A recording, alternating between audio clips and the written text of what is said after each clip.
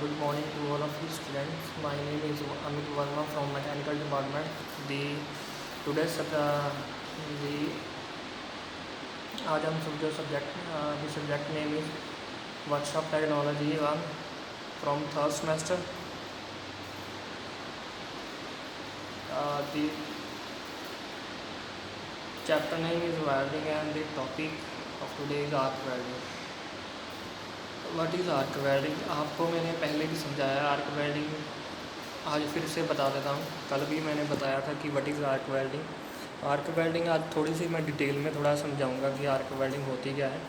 Arc welding हमने local भी देखा होगा ना कई शॉप्स के ऊपर कि आर्क वेल्डिंग का बहुत ज़्यादा यूज़ करते हैं मतलब कि आज के दिनों में जो यूज़ सबसे ज़्यादा यूज़ होने वाली जो वेल्डिंग है वो है आर्क वेल्डिंग, क्योंकि ये सबसे ज़्यादा चीपेस्ट है, आसान है. ठीक है, करना भी आसान है इसको और समझना भी आसान है. ठीक है, पोर्टेबल है, एक जगह से दूसरी जगह आसानी से इसको ले जाकर हम किसी भी जगह पर वेल्डिंग आसानी से कर सकते हैं. So what is arc welding? So आज हम पढ़ेंगे arc welding is a welding process which is used to welding the metal with the help of electricity to generate sufficient heat for softening the metal as well as when the softer material is cooled then the metal will be welding. Arc welding एक ऐसा welding process है जिसमें कि होता क्या है, electric energy को heat energy में कन्वर्ट करके क्या करते हैं, किसी भी मटेरियल को सॉफ्ट करके उसमें फिलर मटेरियल को ऐड करते हैं और जब वो मटेरियल कूल हो जाता है तो वो मटेरियल क्या बन जाता है, वेल्ड हो जाता है. वो वेल्ड हो जाता है. फिर से बता दूँ, इलेक्ट्रिक एनर्जी को हम हीट एनर्जी में कन्वर्ट करके किसी भी बेस मेटल को सॉफ्ट करते हैं with the help of heat, क्योंकि इसमें जो टेम्परेचर है वो 3000 to 20,000 डिग्री सेल्सियस तक रीच कर जाता है ये टेम्परेचर आर्क वेल्डिंग में, जिसमें बेस मटेरियल सॉफ्ट होकर, ठीक है, सॉफ्ट हो जाता है. उसमें जो वेल्डिंग रॉड के ज़रिए उसमें मटेरियल फिल करते हैं. जब वो ठंडा हो जाता है तब एक मटेरियल क्या बन जाता है, वेल्डिंग जॉइंट एक लग जाता है उसके बाद में. द काइंड ऑफ सिंपल से डेफिनेशन है इसकी, सिंपल सा मैंने समझाया आपको, प्रैक्टिकली समझाया है. The kind of welding uses A water power supply to make a arc among the metal sticks and the base material to soften the metal at the edge of the contact. इसमें welding में जैसे उन्होंने यही बताया कि power supply use करते हैं, इसमें इलेक्ट्रिसिटी का यूज़ किया जाता है. ठीक है, जहाँ पर जो मेटल है वो बेस मेटल से जुड़कर, जो फिलर मटेरियल है वो बेस मटेरियल से जुड़कर एक वो वेल्डिंग कर देता है. ठीक है, सिंपल सी डेफिनेशन है इसकी. दो तरीके की वेल्डिंग है, एक तो होती है डीसी डायरेक्ट करंट के ज़रिए, दो तरीके के हम इलेक्ट्रिसिटी यूज़ करते हैं, क्या डीसी इलेक्ट्रिसिटी, दूसरी है एसी अल्टरनेटिंग करंट का यूज़ करते हैं. यह इसकी डायग्राम सर्किट इसकी डायग्राम वेल्डिंग की यहाँ पर हम यहाँ देख लेते हैं. हम यह है वेल्डिंग मशीन. ठीक है, ये हमारा वर्क पीस, एक जो पावर सप्लाई दी है वो है इलेक्ट्रिक होल्डर को. ठीक है, इलेक्ट्रिक होल्डर को दी है. एक सेकंड जो सप्लाई दी है उन्होंने वर्क पीस को दी है. ठीक है, इसमें दो तरीके की पोलैरिटी होती है. फर्स्ट पोलैरिटी होती है कि जो डायरेक्ट पोलैरिटी है वो होती है कि पॉजिटिव चार्ज जो है वो वर्क पीस को देते हैं. ठीक है, पॉजिटिव चार्ज और नेगेटिव चार्ज हम इलेक्ट्रोड को देते हैं. इसमें जब हम रिवर्स पोलैरिटी देते हैं ना,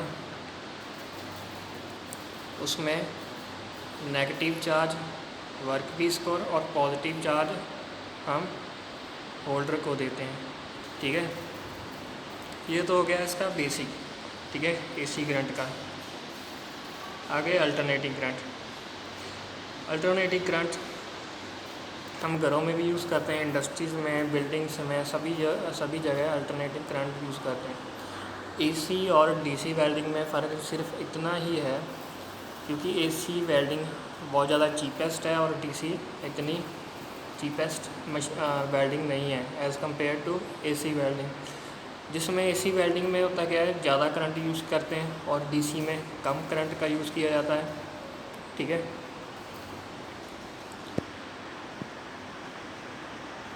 आगे इसका ये हो गया हमारा एसी ट्रांसफार्मर में इसको बोल देते हैं। एसी ट्रांसफार्मर इस पोर्टेबल है, एक जगह से दूसरी जगह भी हम ले जा सकते हैं इसको। इसमें मेन फंक्शन जो है ना, डीसी और आर्क वेल्डिंग में ये फंक्शन मेन जो इसमें ना दो तरीके की बाइंडिंग होती है, एक होती है प्राइमरी और एक होती है सेकेंडरी बाइंडिंग।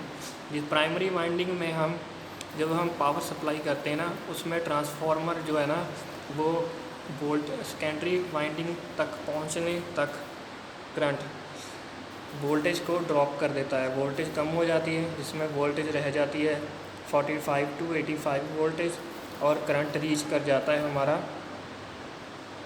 145 to 200।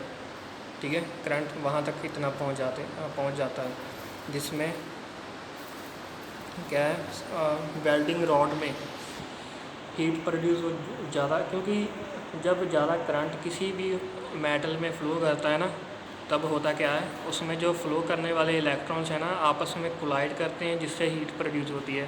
सो ज़्यादा करंट होगा किसी ऑब्जेक्ट में, ज़्यादा हीट प्रोड्यूस होगी, वो मटेरियल मेल्ट करेगा और वेल्ट हो जाएगा, जिसकी बेसिक जो है ना वर्किंग है। आगे डीसी सोर्स जो डीसी जनरेटर है। ठीक है, इसको डीसी ट्रांसफार्मर कहते हैं। एप्लीकेशंस हम आज देख लेते हैं। Applications AC home and office outlet use, means की ऑफिस में भी यूज़ करते हैं, होम्स में भी यूज़ करते हैं, क्योंकि एसी जो है ना लार्ज डिस्टेंस कवर कर लेती है और DC current large distance cover नहीं कर पाता। Less energy is lost in electrical power transmission voltage. ये तो उन्होंने सिर्फ ये बताया कि एसी करंट की जो एप्लीकेशंस है वो बताई है कि कहाँ कहाँ यूसेज है इसके। आगे working principle of arc welding. अगर वर्किंग प्रिंसिपल की बात करेंगे, वर्किंग क्या होती है इसकी। The working principle of arc welding is welding process that heat can be generated with an electric arc strike among the workpiece। इसका जो प्रिंसिपल है फिर से मैंने बताया है कि वेल्डिंग आर्क वेल्डिंग में हीट को जनरेट करते हैं with the help of electric arc, ठीक है, अमंग दी वर्कपीस के ऊपर, एज वेल एज इलेक्ट्रोड। दो चीज़ों में इलेक्ट्रिक हीट प्रोड्यूस होती है, एक होती है वर्कपीस में, सेकंड वन होती है इलेक्ट्रोड में। This is glowing electrical discharge among two electrodes through of ionised gas. The arc welding इसमें जब दोनों चीज़ें यूज होती हैं तब वेल्डिंग हो जाती है आसानी से। आगे यदि arc welding equipments mainly include AC machine otherwise DC machine. Arc welding equipment में दो चीज़ें मेन हैं, जहाँ दो चीज़ें हम अपनी रिक्वायरमेंट के हिसाब से हम एसी और डीसी वेल्डिंग को चूज़ करते हैं। जिसमें जो अदर जो इक्विपमेंट्स हैं वो होती है इलेक्ट्रोड, जो मेन चीज़ है, इलेक्ट्रोड होल्डर, केबल्स जिसमें इलेक्ट्रिसिटी जो ट्रांसफार्मर्स है वो इलेक्ट्रोड की तरफ प्रोवाइड करती है, cables, connectors for cables, earthing clamps, ठीक है, अर्थ करने के लिए जो क्लैम्प यूज़ करते हैं, चिपिंग हैमर, जब चिप फॉर्मेशन जो बनती है ना उसको तोड़ने के लिए ना चिपिंग हैमर का यूज़ करते हैं, helmets, wire brush, hand gloves, safety goggles, sleeves, apron and etcetera. ठीक है, ये इसकी डायग्राम मैंने समझाई है। इसकी सेकंड डायग्राम है, ठीक है, इसमें भी आपको जो है ना इसके इक्विपमेंट्स के बारे में बताया है। ये देखिए देखिए ये क्लैम्प, ठीक है। वर्क पीस को हम जब किसी वर्क पीस को करना हो ना वेल्ड, उसमें क्लैम्प करते हैं हम, उसको भी चार्ज करते हैं, उसको भी हम, ठीक है, पॉजिटिव या नेगेटिव हम कर देते हैं एज कम अकॉर्डिंग टू पोलैरिटी, हमें कैसी पोलैरिटी चाहिए वर्क।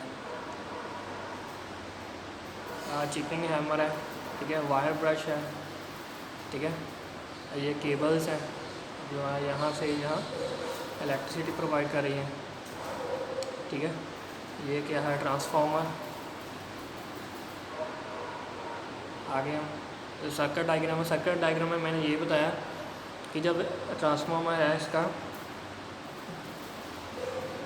यहाँ जब इलेक्ट्रिसिटी को हम प्रोवाइड करते हैं ना, ये है हमारी प्राइमरी वाइंडिंग, ठीक है।